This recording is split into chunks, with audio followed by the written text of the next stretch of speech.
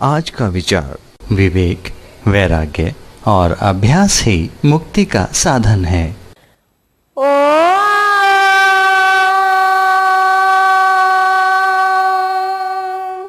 योगे योगे तपस्तरं वाजे वाजे हवामहे सखाय इन्द्रमोदये। ओम शांति शांति शांति। उपस्थित पवित्रात्माओं, वेद सुधा का पान करने का शुभ अवसर सौभाग्यशाली व्यक्तियों को ही उपलब्ध होता है।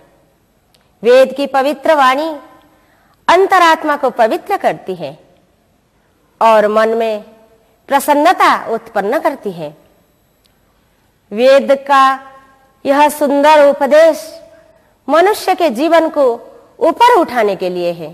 तभी तो कहा गया है वेद के अंदर, उद्यानम ते पुरुषनावयानम, अर्थात हे संसार के लोगों, तुम्हारी आत्मा की गति ऊपर की ओर होनी चाहिए, नीचे की ओर नहीं होनी चाहिए। तो हमें अपने जीवन को ऊपर उठाने के लिए, अपने आत्मा को ऊपर उठाने के लिए वेद का यह दिव्य संदेश को अवश्य सुनना चाहिए। मैंने ज्ञान की चर्चा की थी। ज्ञान के अंतर्गत मैंने आपको 4 प्रकार की स्थिति की बात बताई थी।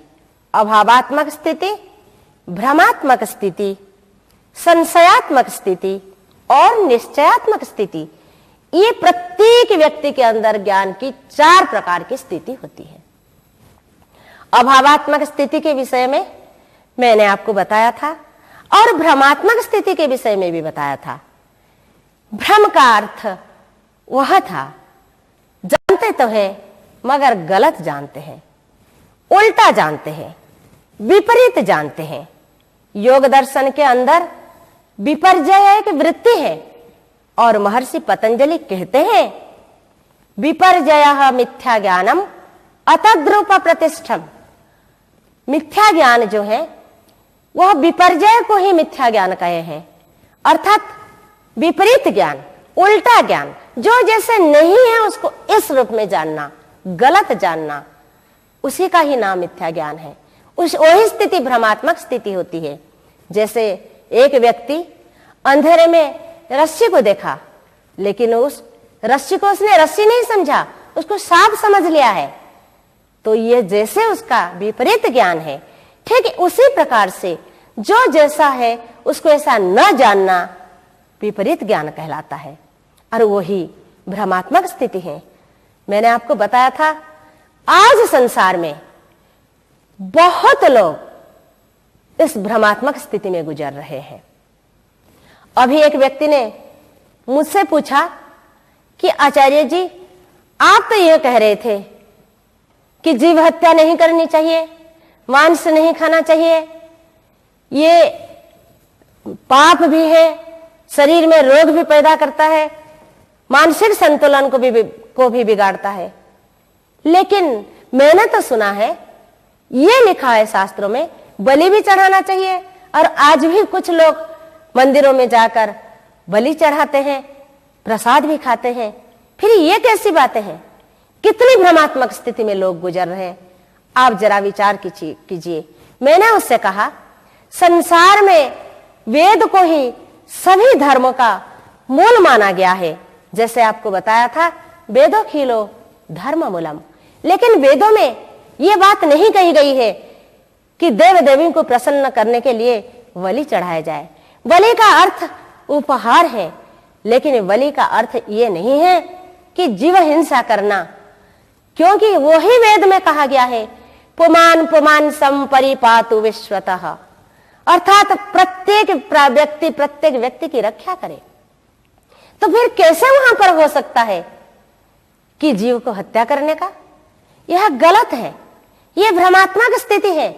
और यह भी कहा गया है, गामा हिंसी अजामा हिंसी गौ को हिंसा मत करो, बकरी को हिंसा मत करो, मनुष्य को हिंसा मत करो।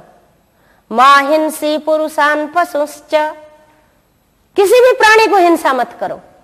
लेकिन फिर भी संसार में आज भी हो रहा है। आज भी आप देखेंगे, अखबार में पढ़ेंगे, ऐसी स्थिति आपके सामने आएगी जो भ्रम है, गलत है। तो ये बात कैसे आपके सामने स्पष्ट होगा? कैसे आप सत्य ज्ञान को प्राप्त करेंगे? जब असली मूल चीज, सब सत्य विद्याओं का पुस्तक वेद है, जब इसको नहीं जानेंगे, इसको नहीं पढ़ेंगे, इसके संदेश, ये संदेश आप तक नहीं पहुंचेगा, तब तक तो आप भ्रम में ही रहेंगे। और भ्रमात्मक स्थिति जो है जीवन को केवल अंधकार की ओर ले चलती है, कभी प्रकाश की ओर नहीं जा सकता। इसलिए आज आवश्यकता है कि हम वेदानुसार अपनी भ्रम को दूर कर दें। दूसरी स्थिति है संशयात्मक स्थिति। संशयात्मक स्थिति बहुत ही खतरा है। संशय का अर्थ होता है दो प्रकार का ज्ञान जब हमारे सामने आता है तो व्यक्ति को संशय हो जाता है, कौन सा ठीक है, कौन सा गलत। जैसे उदाहरण स्वरूप हम बताते हैं, कई बार हमने उदाहरण दिया है कि यही बात है, वेद के विद्वान, दार्शनिक, आर्य लोग, श्रेष्ठ लोग, ऋषि लोग उन्हें बताया है कि अपना खान पान दिनचर्या को हमें कितना अच्छा बनाना चाहिए, कैसे हमें ब्राह्म मुहूर्त में सज्जा का त्याग करना चाहिए, व्यायाम करना चाहिए, प्राणायाम करना चाहिए, ईश्वर की भक्ति करना चाहिए, और हमारा खान पान भोजन जो है पवित्र शुद्ध होना चाहिए। शाकाहार सात्विक भोजन को महत्व दिया गया है। योगेश्वर कृष्ण ने भी गीता के अंदर जब अपने प्रवचन का प्रारंभ करते हैं तो सत्व रज तम गुण की व्याख्या करते हैं। सात्विक भोजन क्या है बताते हैं, तामसिक भोजन क्या बताते हैं, और राजसिक भोजन क्या है बताते हैं। तो हमारे जीवन में तामसिक भोजन भी नहीं होना चाहिए। हम कहते हैं जब मांस, अंडा, शराब, बीड़ी, सिगरेट ये सब गलत चीज है, इसको कभी नहीं सेवन करना चाहिए। आज संसार दुखी है, आज संसार का पतन हो रहा है। आज युवक, वृद्ध, युवतियां इसका गलत आदत डालकर अपने जीवन की बर्बाद की ओर ले जाते हैं। कितने परिवार नष्ट हो जा रहा है। लेकिन जब हम ये बात बताते हैं लोगों को तो कोई बच्चा ने टीवी पे सुना कि संडे आओ मंडे रोज खाओ अंडे, तो उसके मन में दो प्रकार का ज्ञान पैदा हो जाता है कि आचार्य लोग, विद्वान लोग तो कहते हैं वेद के अनुसार जीव हिंसा नहीं करना चाहिए, अंडा भी नहीं खाना चाहिए, सात्विक भोजन होना चाहिए, क्योंकि कहते हैं जैसे खाए अन्न ऐसे बने मन। जैसा हम भोजन करेंगे उसका सीधा प्रभाव मन के ऊपर पड़ता है। और इसका प्रमाण भी देते हैं महर्षि कि बुद्धिम लुम्पति जद द्रव्यम मदकारी तदुच्यते। जो बुद्धि को नष्ट कर देते हैं वह चीज जो है मदकारी द्रव्य है, तो वो बुद्धि को नष्ट कर देते हैं, उससे कभी नहीं सेवन करना चाहिए। तो जब हमें ये बातें बताते हैं तो बच्चे ने ये सुना था संडे हो या मंडे रोज खाओ अंडे, वो कहता है कि मैं किसके बात को सही मानूं। ये धार्मिक जो वेद के विद्वान और जो आचार्य लोग ये कहते हैं ये सही है, या जो टेलीविजन वाले कहते हैं ये सही है। तो उसके सामने दो प्रकार का ज्ञान जब उपस्थित हो जाता है तो संशयात्मक स्थिति है। और वह संशयात्मक स्थिति बहुत ही खतरनाक होते हैं, तभी गीता में कही गई है संशयात्मा विनश्यति। तो इसलिए आज संशय भी बहुत है, तो हमें इस संशयात्मक स्थिति से भी परे उठना पड़ेगा। और कहां पहुंचना होगा? निश्चयात्मक स्थिति। निश्चयात्मक स्थिति निर्णयात्मक स्थिति को कहते हैं, जहां पर हम वेद, शास्त्र, दर्शन, ऋषियों की बातें, साधुओं की सच्चा साधु, लाल कपड़े पहनने मात्र से कोई साधु संत सच्चा नहीं बन जाता।